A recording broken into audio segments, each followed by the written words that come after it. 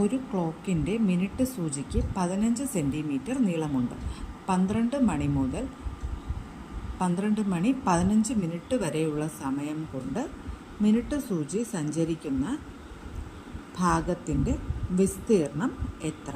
അപ്പോൾ 12 മണി മുതൽ 12:15, അതായത് 12:15 വരെ 15 മിനിറ്റ്. അപ്പോൾ ഒരു മിനിറ്റിൽ മിനിറ്റ് സൂചി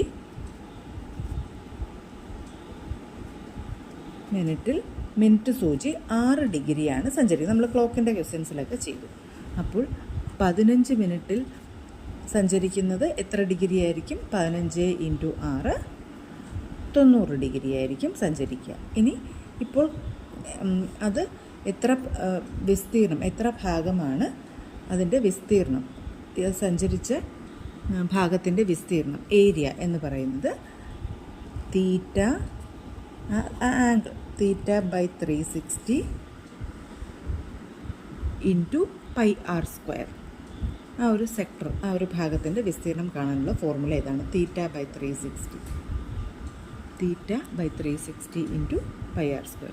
അപ്പോൾ ഇവിടെ ആംഗിൾ എന്ന് പറയുന്നത് 90 ആണ്. 90/360 × π × r എന്ന് പറയുന്നത് മിനിറ്റ് സൂചിയുടെ നീളം 15 സെൻറ്റിമീറ്റർ, 15 × 15².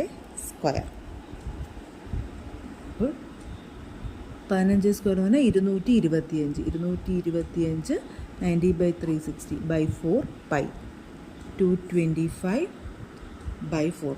9 ഇവിടെ 0 ക്യാൻസൽ ചെയ്യുന്നു. 9 36 4. അപ്പോൾ 225/4 π എന്ന് ഉത്തരം കിട്ടുന്നു.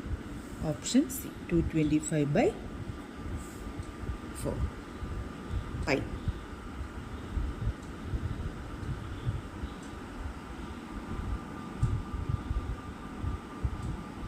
ലോങ് ക്ലാസ്സിൽ ഇതിൻ്റെ കൂടുതലായിട്ട് എക്സ്പ്ലെയിൻ ചെയ്തിട്ടുണ്ട്.